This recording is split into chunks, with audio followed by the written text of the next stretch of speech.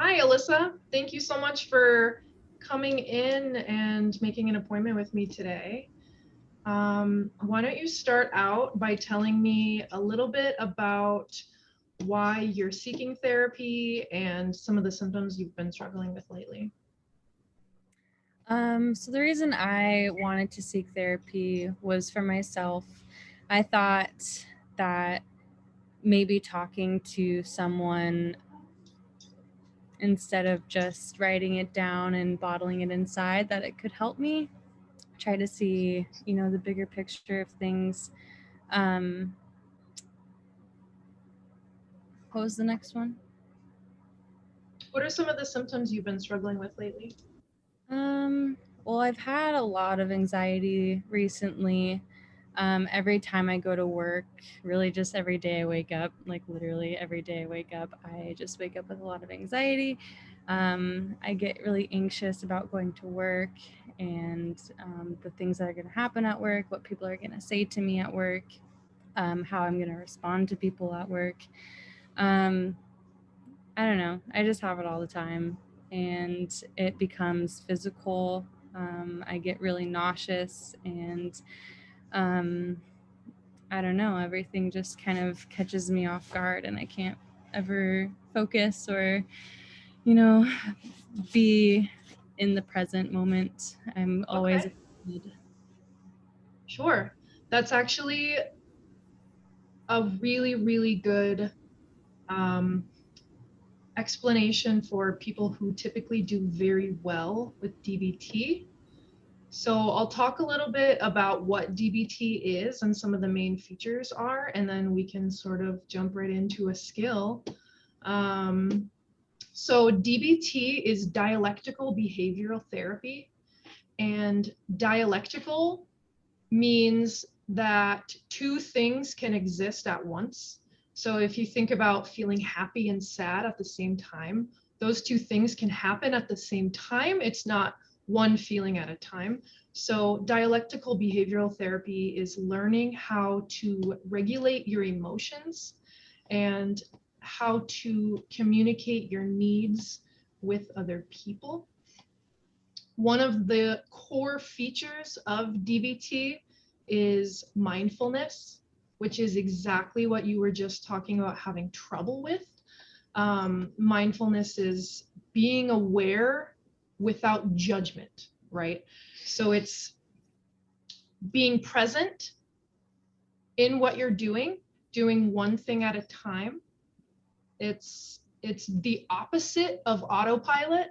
So you're doing things very purposefully, very meaningfully. You're doing one thing at a time, and you are able to recognize your whole body and what you are doing and your surroundings without getting distracted. Does that make sense? Absolutely. Okay, so why don't you talk and tell me a little bit about some of the coping skills that you've tried in the past that have worked and that have not worked. Um, I think a couple that have worked is to just isolate myself for a second or like, put myself somewhere I can be by myself, think, talk out loud. Even I kind of like even being in front of a mirror sometimes to kind of, see like just see me, I guess, just like, you know. You're saying that does work or that does not work? For some reason it does. I just like to see myself physically, I think. And then, if I see myself having like a little meltdown, I'm like, okay, you're looking a little pathetic. Let's turn yourself around. Okay. So that has helped. Drinking water when I feel anxious has always helped me. Um, and I think a couple coping mechanisms that haven't worked. Oh, that's probably a lot, but I can't even think. Honestly, laying down, actually. I think laying down and like, I like to be comfy, of course, but, Okay. I think I just start to think about it and brew on it for a lot longer than I should. And yeah, I've noticed that. Okay. It sounds like you are doing things already that are associated with DBT. So the two things that I heard were taking space, um, seeing yourself physically to stay mindful in the moment, in the present. And the third thing was tactile, using senses. You said you like feeling comfortable. So that is using the five senses, and that's a way to stay mindful as well. So it sounds like you're doing things already. Um, One of the things that I think is going to work really well for you when it comes to anxiety in the workplace or even at home, just anxiety in general, is a DBT skill called TIP. I sent you the worksheet in your email. If you want to pull it up either on like another tab or on your phone, we can look at it. And if you, let's see. So I sent you this one. There's actually two P's, so it's TIPP. Mm-hmm. If you could read the T, then I will read the I and the P. Tip the temperature of your face with cold water to calm down fast. Should I read the bullet points? No, you don't have to. So the Okay. T in tip stands for temperature. This is, they're saying in this example to use ice. You can also use heat. This is changing the temperature of your body quickly to kind of bring yourself back to your physical body. Sometimes when you are anxious, you can dissociate and kind of start to feel like you're not actually there or not in the situation, and you just start to really panic and have racing thoughts. So changing the temperature of your body quickly is a really great way to bring yourself back. You can, like they're saying, put cold water on your face. You can hold ice. You can also, I mean, this isn't always the perfect example for when you're at work, but like taking a hot shower is changing your temperature quickly. Do you think like putting my hands under warm or cold water? Yes, Yeah. absolutely, Work. absolutely. So the I is for intense exercise.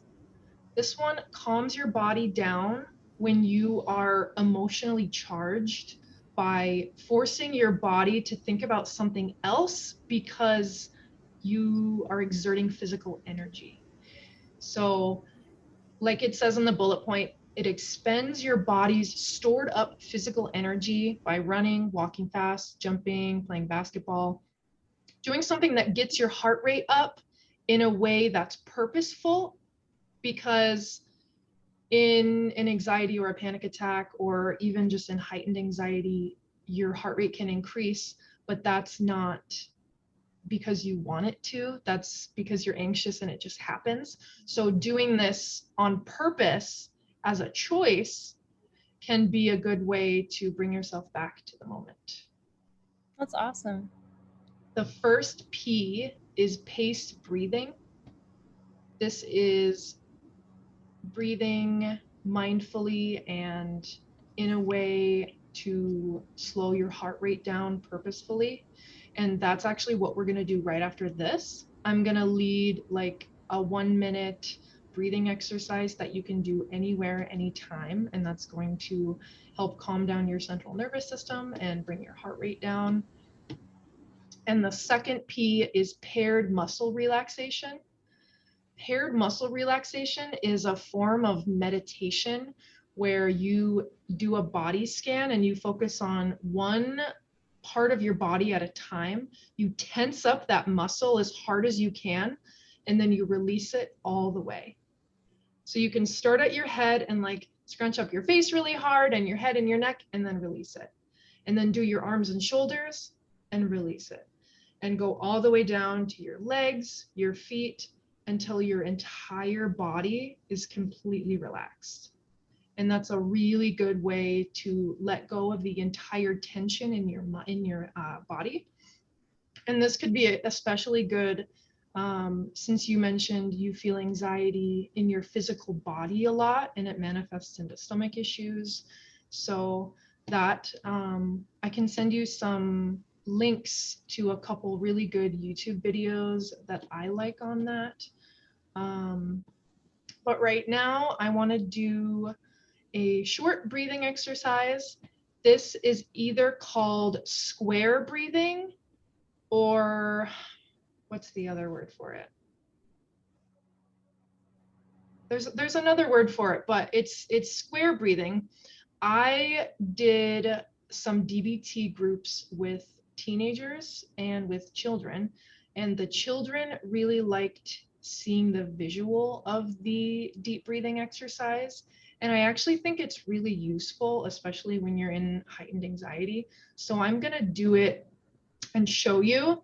So what we're gonna do is I'm gonna have you inhale for 4 seconds and then exhale for 4 seconds. And how we show the kids is with your hand.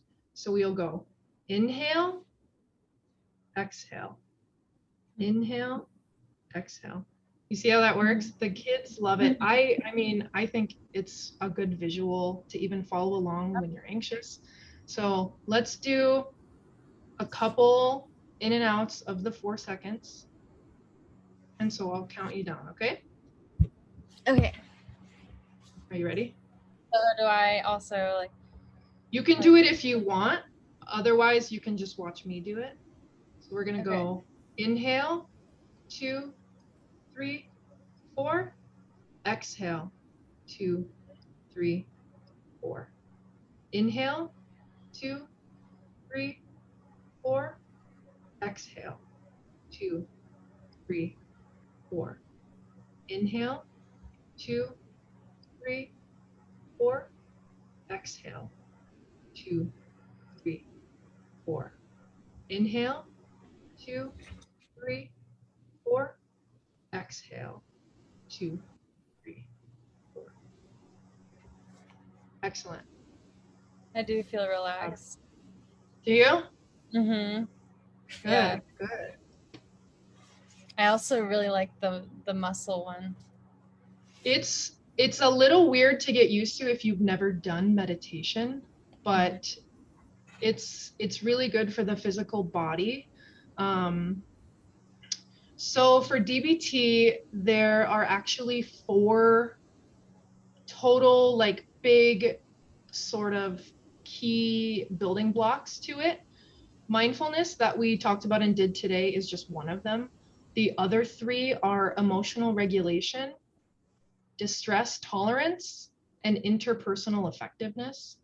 So emotional regulation is going to help you, 1, identify your emotions, and 2, express them in a way where you can sort of non-judgmentally feel them and not let them feel you. Does that make sense? To where like they're not overpowering you. It's not an extreme. It's you're allowing them to be in your body, you're allowing them to sit, and then when they pass, they pass. Mm-hmm. And then distress tolerance is the level at which you are able to tolerate distressing things. So if you have a low distress tolerance, you get anxious or angry or upset or sad very quickly. Mm-hmm. If you have a high level of distress tolerance, you can tolerate a lot of stuff before things start to get you. So the goal is to lengthen that distress tolerance for you. And then the interpersonal effectiveness is how to have a healthy relationship, how to get your needs met properly, and how to maintain the relationships and friendships in a way to where both people are benefiting. So what I would like you to do between now and our next session is look at the other worksheet that I sent you on email. This is another skill. This is called accepts. This is going to ask you, this is about distress tolerance specifically. So this is going to ask you to document a specific distressing emotion. and some things that you can do to allow that emotion to come and go in your body and tolerate that emotion a little bit more. I Does that have make one. sense? Okay, perfect. Well, yeah, feel free to write it down. We can talk about it in our next session. In the meantime, is there anything else that you would like to share today?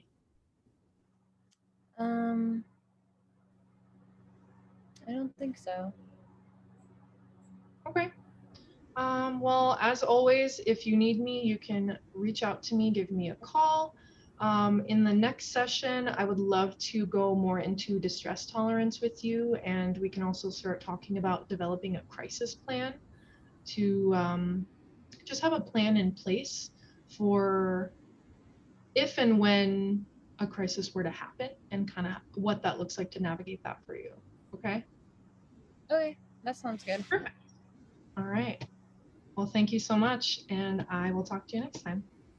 Sounds good. Thank you.